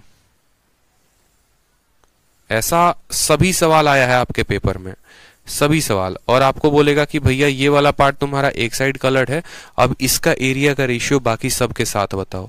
अब खुद बताओ यहाँ पर 1 + 1 कितना है। पेपर में ऐसे थोड़ी पूछेगा आपका एग्जामिनर, पेपर में आपको डायगोनल बना के 1 1 काट के थोड़ी देगा। पेपर में आपका एग्जामिनर ऐसे हेक्सागन बना देगा, और हेक्सागन बनाने के बाद क्या करेगा, सीधा सीधा साफ तौर पे बोलेगा भैया सेंटर है, यहाँ पर इसका एरिया का रेशियो बताओ कि इसका टोटल के साथ कितना होगा। अब ये आपको समझना है कि भैया यही वाला पार्ट ये है, इसका एरिया 2 यूनिट है और टोटल का 6 है, तो अगर इसका एरिया 2 है टोटल का 6 है तो रेशियो कितना आएगा, 1:3। मैं आपको संभावनाएं बता रहा हूं, मैं आपको रटवा नहीं रहा हूं। रटवाने का मतलब सिर्फ इस सवाल को हल कराना है, लेकिन समझाने का मतलब हो गया कि कुछ भी फोटो में आ जाए, फोटो में कुछ भी आ जाए, कोई फर्क हमें नहीं पड़ता है, कोई फर्क हमें नहीं पड़ना भी चाहिए परीक्षा के अंदर। ठीक है, तो एक संभावना जैसे हमारी ये हो गई। अब एक संभावना चलो खत्म होती है तो क्या दूसरी संभावनाएं आ सकती हैं, तो बोलोगे हाँ सर संभावनाओं की कोई कमी नहीं है। जैसे कल के दिन मानो ऐसा भी हो सकता है जो आपने देखा है कि इन दोनों को मर्ज कर दिया, इन दोनों को भी मर्ज, किसी को भी मर्ज कर सकता है। दूसरा हमारे साथ ऐसा हो सकता है कि जैसे मानो ऊपर वाले को, जैसे ये आपने अभी देखा था ना, ऊपर वाले को क्या कर दे, यहाँ से लेकर यहाँ तक पूरे ये नीचे वाले को भैया हमने रंग दिया, और हमने कहा कि इसकी संभावना, इसकी एरिया बताओ, इसकी एरिया कितनी होगी। देख रहे हो ब्रश कैसे चल रहा है, पूरा एकदम ऐसे एरिया पूछेगा। अभी ये वाला भी फोटो आपके सवाल में पेपर में आया हुआ था, अभी आपको एलडीसी के पेपर में, सॉरी सीएचएसएल में।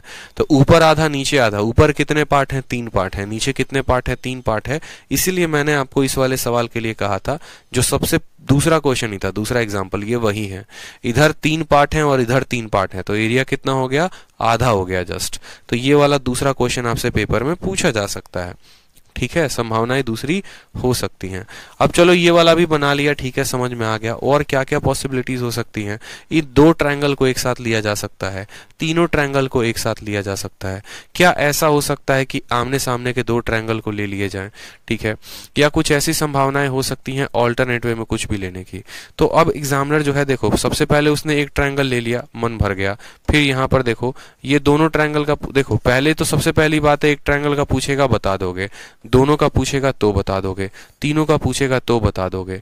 ठीक है, अब यहाँ पर इससे उसका मन भर चुका है, तो वो थोड़ा सा कुछ नया करने की कोशिश करता है, और वो नया करने की क्या कोशिश करता है, इसको आधा करने की कोशिश करता है। मेरी बात को दोबारा से समझना, मेरी बात को दोबारा से समझना। आप लोगों को हम ट्रिक से याद कराना चाहते हैं, आप लोगों को ट्रिक से। आप सबसे पहले इस बात को समझो कि हमने हेक्सागोन को 6 भागों में बांटा है, हमने हेक्सागोन को 6 भागों में बांटा है, यानी इस वाले पार्ट का भी एरिया 1 है, इस वाले पार्ट का भी एरिया 1 है, इस वाले पार्ट का भी एरिया 1 है। तो सबसे पहले एक ट्रायंगल का निकाल दिया, फिर दोनों का निकाल दिया, और फिर तीनों का निकाल दिया। अभी हमने साथ में ये भी देखा था कि यदि हम ये जो है इन दोनों को जोड़े और ये पूरा पूरा हमसे एरिया पूछेगा, तो पूरा का पूरा एरिया कितना यूनिट था, पूरा का पूरा एरिया 2 यूनिट था। पूरा का पूरा एरिया कितना यूनिट था, 2 यूनिट था। ये 2 यूनिट, ये 1 यूनिट, 3, 1 4, 1 5, 1 6। ठीक, अब हमसे क्या बोलेगा, इसी का आधा करवा देगा।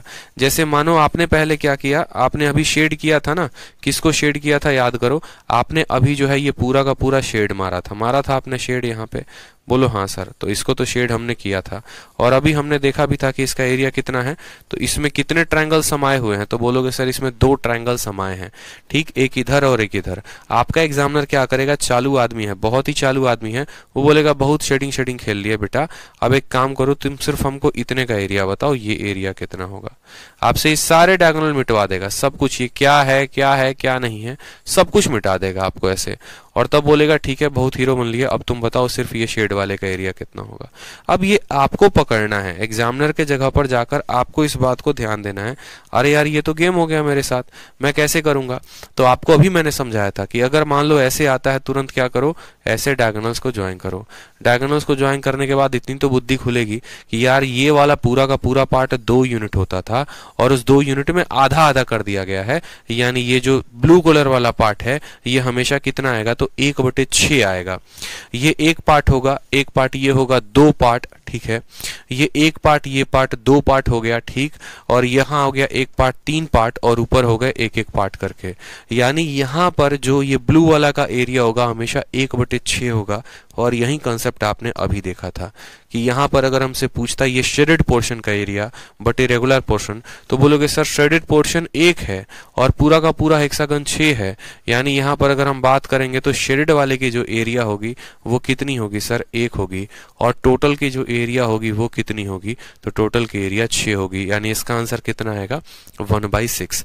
मैं आपको ये फॉर्मूला देखो, सबसे पहले मैंने क्या बताया, सबसे पहले मैंने बच्चे को प्रूफ करके बताया कि देख बेटा बात ऐसी है कि अगर तू पूछेगा कि सर मैंने प्रूफ करके बताओ, मुझे तो साइड से जानना है, मुझे इससे जानना है, तो सबसे पहले मैंने कहा ठीक है ए है ए है ए है, फिर मैंने निकाला बकायदा इतना होता है, फिर मैंने टोटल का कहा इतना होता है, फिर मैंने काटा तो 1/6 आया। ये हो गया एक रिटन प्रूफ। ठीक है, ये कब पढ़ाया जाता है, किसको पढ़ाया जाता है, 6ठी 7वीं 8वीं 10वीं तक के बच्चे को। लेकिन चूंकि आप अगर सीखना चाहते हो कि नहीं सर हमको तो कंपटीशन लेवल का बताइए, तो हम आपको सीधा पेपर कटिंग से बताएंगे कि देखो ये डायगोनल होता है, जब आप इसको ज्वाइन करते हैं आपको पता है यहाँ 2 पार्ट है, उसका आधा पार्ट है। ये जो होता है ना असली अप्रोच होता है किसी स्टूडेंट का। मेरी बात समझ रहे हो ध्यान से? तो पॉइंट क्लियर हो रहे हैं कि नहीं हो रहे हैं? कैसे कैसे क्वेश्चन पूछे जा सकते हैं, कैसे कैसे क्वेश्चन पूछे जा सकते हैं। अब मानो चूंकि आपने जो है इस वर्टेक्स से लेकर इस वर्टेक्स तक, दोबारा से देखिएगा, आपने कहां से कहां तक शेड किया था, आपने अभी इसको यहां से लेकर यहां तक शेड किया था, पेपर में किया था ना अभी, ठीक है, और आपने इसका एरिया देखा था कि ये पूरा का पूरा एरिया 1/6 आ रहा है। कल के दिन ऐसा भी हो सकता है यहाँ पे कि एक शेडिंग ऐसी कर दी जाए, दूसरी शेडिंग हमारी ऐसी कर दी जाए यहाँ पे, ठीक है, हो गई ना शेडिंग यहाँ पे, और तीसरी शेडिंग हमारी ये हो जाए, ठीक, और तीसरी शेडिंग हमारी ये हो जाए, और इसके ऊपर भी सवाल हमसे पूछ ले कि भैया देखो 3 शेडिंग हमने लगा दी है खुद से, देख लो यहाँ पे 3 शेडिंग हमने खुद से लगा दी है, और तुम हमें बता दो यहाँ पर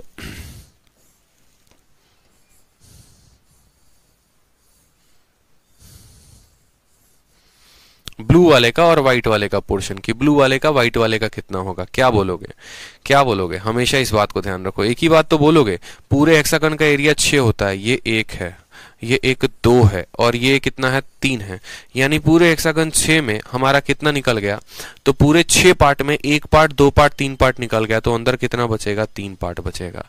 यानी जितना एरिया ब्लू वालों के वजह से होगा उतना ही एरिया किसके वजह से होगा, उतना ही एरिया अंदर वाले के वजह से होगा।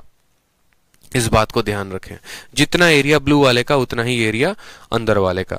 अब इसके ऊपर मेंस में क्वेश्चन क्या आया था वो भी देखो।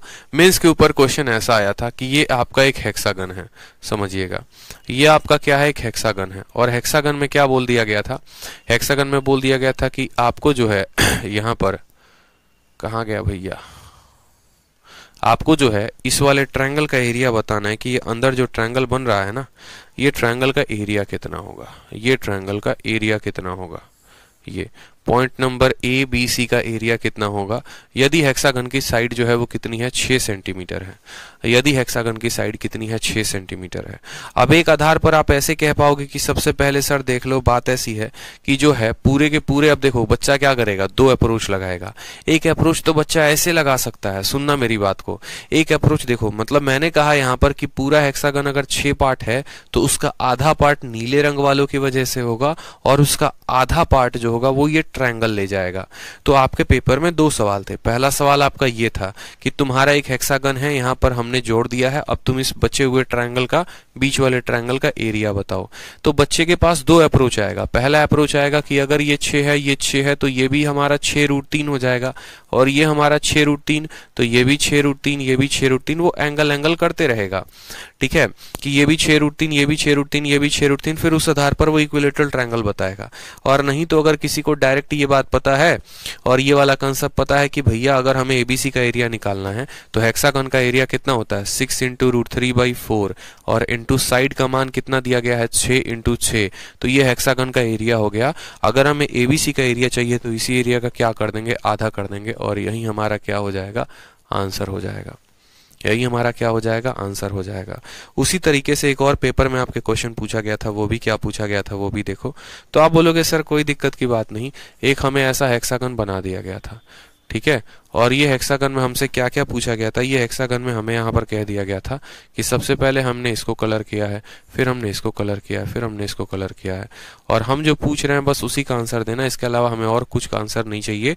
एग्जामिनर ने सीधा बोल दिया मान लो आपसे, और उसने कहा कि भैया हमें एरिया चाहिए। किसका एरिया चाहिए, तो अभी देखो हम तुमसे पूछेंगे किसका एरिया चाहिए। ये जो लाल रंग से जितने भी रंगे हुए हैं ना, ये लाल रंग से जितनों को भी तुमने रंगा हुआ है, हमें उनका एरिया चाहिए। ठीक है, ये एक हेक्सागन है, हेक्सागन को जो है आपने ज्वाइन किया है। लाल रंग वालों का एरिया चाहिए कि लाल रंग वालों का एरिया होगा तो होगा कितना। थोड़ा सा ढंग से बना देते हैं।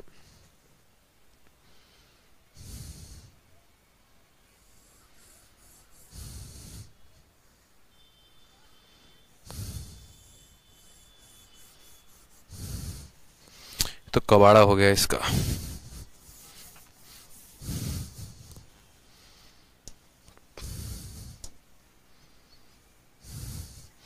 अब देखो एक्सरसाइज में जब लगाओगे ना तो क्वेश्चन ऐसे धुआं धुआं हो जाएंगे बिल्कुल आप लोगों से। आप लोग उसको एकदम हाई लेवल पे, ये आपको इसका एरिया पूछा गया था। एक सेकेंड,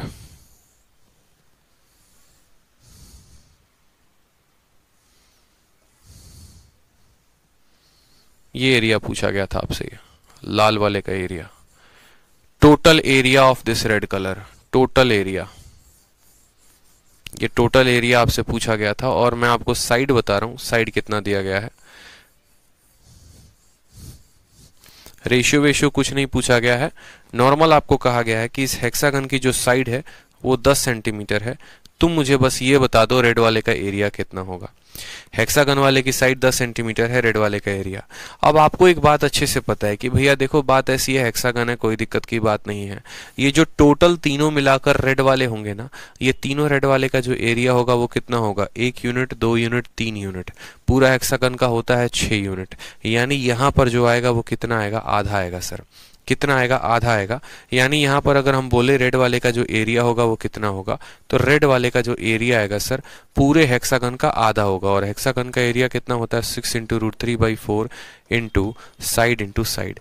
ये हेक्सागन का एरिया हो गया 6 इंटू रूट 3/4 इंटू साइड, और रेड वाले का एरिया कितना होगा, आधा होगा। और भी बहुत सारी हजारों पॉसिबिलिटीज बनती हैं, सभी पॉसिबिलिटीज को सीखेंगे। कुछ हम एग्जाम्पल में सीखेंगे, कुछ एक्सरसाइज में सीखेंगे। तो अभी सबसे पहला एग्जाम्पल मेरे आपके सामने क्या था कि आपको शेडेड रीजन और रेगुलर हेक्सागन का बताना है। ये वाला पार्ट होता है सिर्फ 1 यूनिट, उसी तरीके से एक और पार्ट मिलेगा, ये भी होगा सिर्फ 1 यूनिट। इस बात को ध्यान रखो। बीच वाला होगा 4 यूनिट। ध्यान है, पहला वाला फोटो, ठीक है। दूसरा वाला फोटो अगर बनाए तो ये 1 यूनिट, तो ये भी 1 यूनिट, ठीक है। और ये भी हो जाएगा 1 यूनिट, तो ये बचेगा कितना, 3 यूनिट। बस यही दो तरह के कॉम्बिनेशन होते हैं, 1 1 1 3, ठीक है, या फिर 1 1 और 4, ये दो तरह के कॉम्बिनेशन होंगे। अगर मैं फाइनलाइज करूं आपके सामने, ठीक है, कि अगर मैं आपको फाइनलाइज करूं कि आपको आखिर में पेपर तक कितना ध्यान रखना है, तो 2 ही फोटो बता रहा हूं, ये 2 फोटो ध्यान रखो। इसके आधार पर चाहोगे जितनी मर्जी फोटो बनानी उतनी मर्जी फोटो बना सकते हो। बस ये 2 रेशियोज ध्यान रख लेना, यही 2 रेशियोज आपके पेपर में आने वाले हैं, ये 2 रेशियो फाइनली में। और ये 2 रेशियो जो स्टूडेंट ध्यान रख लेगा वो लाइफ में कभी भी गलती नहीं करेगा, ठीक है, कभी भी गलती नहीं करेगा। नहीं तो इतने डिटेल वे में जितना मैंने आज पढ़ाया है इतना मैं कभी नहीं पढ़ाता, ठीक। अब यहाँ पर रेशियो क्या क्या ध्यान रखने हैं, तो रेशियो जैसे आपको ऐसे ध्यान रखने हैं कि पहला वाला रेशियो आपका ऐसे हो गया, ये पॉइंट, ये पॉइंट। तो बोलोगे सर 1, या ऐसे ना करके आप इसको ऐसे याद कर सकते हो, ठीक है, चलो ऐसे ही याद कर लो, ठीक है। 1 हो गया, 1 हो गया, और ये हमारा हो गया 4। और दूसरा वाला जो पॉइंट हो गया वो हमारा हो गया 1 1 और 1, 1 पॉइंट, 1 एरिया, 1 एरिया, 1 एरिया और 3 एरिया। अब इसी के आधार पर कॉम्बिनेशंस बनाते रहोगे, आपका आंसर आता रहेगा। कल के दिन आप इसको भी आधा कर दोगे। जैसे मानो कल के दिन क्या होगा, आपका हो सकता है सवाल में इसको भी आधा कर दिया जाए और सिर्फ आपका एग्जामिनर इसका एरिया पूछे। देखते चलो, सिर्फ और सिर्फ आपका एग्जामिनर इसका एरिया पूछे तो आप क्या बोलोगे, सिर्फ और सिर्फ इसका एरिया पूछे, इतना ही पूछेगा आपका एग्जामिनर, क्या बोलोगे, इतना एरिया पूछ दिया मान लो, तो भी आप उत्तर दे सकते हो कि सर ने कहा था एक होता है, एक होता है, दो होता है और ये 4 होता है। 4 होता है इसका मतलब इसका एरिया पर्टिकुलर कितना हो जाएगा, तो 2 यूनिट हो जाएगा। और नीचे वाले का एरिया कितना हो जाएगा, तो 2 यूनिट हो जाएगा। यानी 2 2 4 1 5 1 6। तो बोलेगा रेड वाले का टोटल के साथ कॉम्बिनेशन बताओ, तो बोलोगे रेड वाले का 2 हो जाएगा और टोटल का कितना हो जाएगा, 6 हो जाएगा। यही कॉम्बिनेशंस बनते हैं और कोई कॉम्बिनेशन नहीं बनता। इसी के ऊपर जितने भी संभावनाएं हैं वो तलाशी जाती हैं आपके परीक्षा में आपको फेल करने के लिए। लेकिन चिंता की कोई बात नहीं है, बस ये 2 पॉसिबिलिटी ध्यान रखना, 1 1 4 वाला, 1 1 1 3 वाला। इसी के ऊपर पूरा का पूरा क्वेश्चन बनेगा। अब एक एक एग्जाम्पल को देखते चलो। सबसे पहला एग्जाम्पल क्लियर है, बता दो क्लियर है ना। चलो आ जाओ। अब दूसरा एग्जाम्पल देखो, आपसे कहा गया है शेडेड और रेगुलर। साफ तौर पे दिख रहा है 1 अनुपात कितना होगा, 2 होगा। यानी यहां पर बोलेंगे इसका आंसर कितना आएगा, 1/2। इसका आंसर कितना आएगा, 1/2 इज द करेक्ट आंसर। ठीक है, चलो आ जाओ। अगले वाले का यहां पर इसका आंसर कितना था, तो इसका आंसर जो था वो था 1/6। अगले वाले का देखो सवाल, एग्जाम्पल नंबर 3। अभी देखो एग्जाम्पल नंबर 3 वहीं आ गया ना जो मैंने पढ़ाया था। और अभी मैंने क्या पढ़ाया, अभी मैंने आपको यहाँ पर ये कहा कि आप जब इनको ज्वाइन करेंगे, ऐसे ज्वाइन करेंगे, ठीक, तो आपका ये वाला एरिया एक पार्ट होगा, ये वाला एरिया एक पार्ट होगा और ये टोटल कितना होगा, 4 पार्ट होगा। उस 4 पार्ट में 2 पार्ट ये हो जाएगा, 2 पार्ट ये हो जाएगा। तो सवाल में हमसे क्या कहा गया है, शेडेड रीजन। ठीक है, तो शेडेड रीजन की अगर हम बात करेंगे यहाँ पर, तो शेडेड वाले की वैल्यू कितनी हो जाएगी दोस्तों, बोलोगे सर 2 हो जाएगी। और टोटल की वैल्यू कितनी हो जाएगी बता दो, तो टोटल की वैल्यू हमारी 2 2 4 1 5 1 6 6 हो जाएगी। यानी इसका आंसर कितना आएगा, तो बताओ 1/3 आएगा। बहुत अच्छे दिख रहा है, सभी एग्जांपल्स दिख रहे हैं आपको, क्लियर हो रहा है। क्या रेशियो आएगा, 1/3 1/3 1/3। बहुत शानदार, 1/3। ठीक, अब आ जाइए दूसरा वाला, फिर वापस एक और एग्जांपल, एग्जांपल नंबर 4। इसका भी आंसर बताओ। चलो इसका भी आंसर बताओ, अभी पढ़ा है ना, सारे पॉसिबिलिटीज आपको पढ़ा दिए, आंसर बताओ। बस 2 तरह के फोटो कहे हैं याद करने को, 2 तरह के फोटो याद कर लोगे, काम खत्म है, खलास है, फिनिश है। इसका क्या बताओगे, तो बोलोगे सर देखो बात ऐसी है, ये एक पार्ट होता है, ये एक पार्ट होता है, ये एक पार्ट होता है। पूरे हेक्सागन में यहाँ पर 3 पार्ट ये हो गए। पूरे हेक्सागन का पार्ट 6 होता है, जिसमें ये लोग 3 पार्ट हैं। तो बीच वाला कितना है, बीच वाला 3 पार्ट है। बीच वाला कितना पार्ट है, बीच वाला 3 पार्ट है। सवाल में हमसे क्या कहा गया है, शेडेड कहा गया है। तो बताइए यहाँ पर शेडेड वाले की वैल्यू कितनी हो गई, तो 3 हो गई। और टोटल की वैल्यू कितनी हो गई, तो बोलेंगे सर 6 हो गई। यानी अगर हम बात करते हैं यहाँ पर तो कितना हो गया, आधा। मेरे दोस्त कभी भी रटने की कोशिश मत करना, कभी भी रटने की कोशिश मत करना। जो रटेगा वो समझ लो खत्म है, खलास है, फिनिश है। रटने की तो कोशिश करनी ही नहीं चाहिए कभी भी पेपर में। ठीक, समझ गए। अब यहाँ पर बताओ, यहाँ पर बोला गया shaded upon regular hexagon. Shaded upon regular hexagon बता दीजिए, थोड़ा नया टाइप।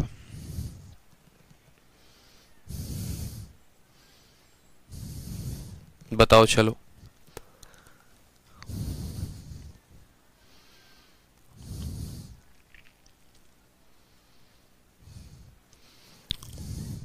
अब इस वाले का आंसर बता दो, इस वाले का आंसर कितना होगा।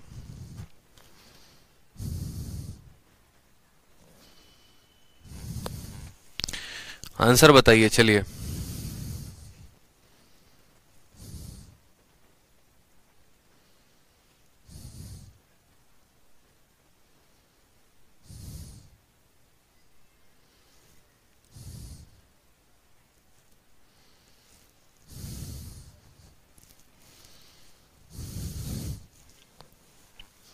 एक बटे दो, बहुत अच्छे। 1/2 नहीं आएगा इसका आंसर। देखो आपको कैसे बनाना है, वापस से सोचो जरा। मैं आपको क्यों बताऊं, आपको ये मैं होमवर्क दे रहा हूं, आपको कल करके आना है। ठीक है, आपको ये करके आना है अगली क्लास में, तभी मैं बताऊंगा। बाकी यहाँ से एग्जाम्पल नंबर 6 से सभी क्वेश्चंस को करेंगे। हेक्सागन के जितने भी बढ़िया बढ़िया सवाल है देखते चलो। ये 2017 के मेंस का क्वेश्चन है, ये भी हम लोग कर लेंगे एक लाइन में।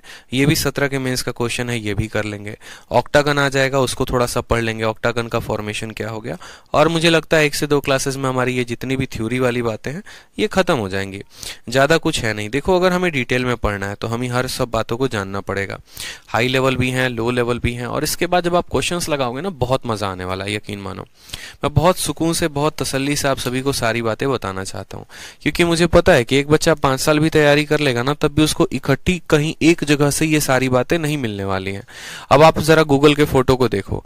पहले जब मैंने गूगल के फोटो को मानो शेयर किया आपके साथ, ठीक है, तो आपको लग रहा होगा यार चीजें कितनी टफ हैं, कितनी मुश्किल है, मेरे से होगा भी कि नहीं होगा। लेकिन आप जरा कोई भी फोटो को उठा के देखना और आप बनाना, यहाँ पे आपको इतना मजा आएगा जिसकी कोई लिमिट नहीं है।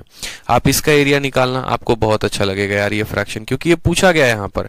जैसे आप फ्रैक्शंस पे क्लिक करोगे ना, आपको यहाँ पर 1000 तरह के सवाल आने शुरू हो जाएंगे। जैसे आपने अभी यहाँ पर देखा, क्वेश्चन क्या है, what fraction of the hexagon is shaded. आपका आ गया सवाल, यहाँ पे पूछेगा कितना फ्रैक्शन यहाँ पर शेडेड है। अभी मैंने बताया यहाँ पर कि इसको एरिया को कैसे निकालते हैं। रटने की कहीं पर कोई भी आवश्यकता नहीं है। ये वाला आपसे पेपर में पूछा गया है कि what fraction of the hexagon is shaded. ये 4 पार्ट है, 4/6 हो जाएगा, ठीक है। उसी तरीके से आपका ये भी पूछा गया सवाल है। अब आप इसको भी आंसर दे सकते हो। तो जितने भी पॉसिबिलिटीज हैं, सब के सब आप आंसर दे सकते हो, जो हमने आपको बेसिक कंसेप्ट बताया है। कोशिश करते रहो, इसके ऊपर हाई लेवल जाओगे तब ना होगा। खाली सोचोगे कि सर एमटीएस का तैयारी कर रहे हैं, एमटीएस का लेवल का पढ़ा दीजिए, 4 क्लास में हेक्सागन खत्म करा दीजिए, एरिया बता दीजिए, बस कैसा निकालते हैं हेक्सागन का, ठीक है। तो भैया बाकी लोग ये काम कराते होंगे, आदित्य रंजन ये काम नहीं कराते हैं, क्योंकि आदित्य रंजन जानते हैं कि एक टॉपर कैसे बना जाता है, क्योंकि वो खुद एक टॉपर हैं। और अगर हैं तो उन्होंने उस लेवल की मेहनत की है, तब वो हैं। और वो भी यही चाहेंगे कि अगर किसी बच्चे को वो 200 में 200 का दावा करवाते हैं, अगर उसको इंस्पेक्टर बनाने का कहते हैं, तो वो उसको इंस्पेक्टर लेवल का पढ़ाए भी, ठीक है। तो हम तो पूरा पढ़ाएंगे, आप जो है पूरा पढ़िए, अच्छे तरीके से रिवाइज करिए, ठीक। अगर आपको इंस्पेक्टर बनना है तो। बाकी अगर एमटीएस की नौकरी निकालनी है, तो हमारे जो कंटेंट है उसका 10% भी पढ़ोगे तो काम चल जाएगा, ठीक है। मजा आएगा भाई, चिंता मत करो, मजा आएगा। हाई लेवल में मतलब ऐसा है ना, एंटर करोगे, गुरुकुल में यही होता है। पहला दिन जब बच्चा आता है ना, बेचारा इतना मायूस, इतना नर्वस होता है गुरुकुल में एंट्री करने के बाद। सर 2 साल से पढ़ रहे हैं, सब चीज हुआ नहीं। धीरे धीरे धीरे धीरे जब एंट्री होने लगती है ना, जब एंट्री होने लगती है धीरे धीरे, जब मजा आने लगता है, तब पता चलता है अरे यार ये सब चीजें थी, हमने तो छोड़ दी, हमने पढ़ा ही नहीं था। यहाँ पर आके पता चल रहा, अच्छा ये भी चीजें होती हैं। तो होगा, धीरे धीरे आपको होगा, ऐसा महसूस होगा, ठीक है। कोई बात नहीं, बस मन लगा के पढ़ो, मैं पूरा पढ़ाऊंगा, और तसल्ली से पढ़ो, ठीक है। रिवाइज करते रहा करो बढ़िया तरीके से। चलो, खुश रहो, मस्त रहो, love you all, take care. दोस्तों को बता दो बढ़िया वाला ऑफर आया हुआ है, एडमिशन ले लें, ठीक है। चलो, खुश रहो, मस्त रहो, ध्यान रखो अपना।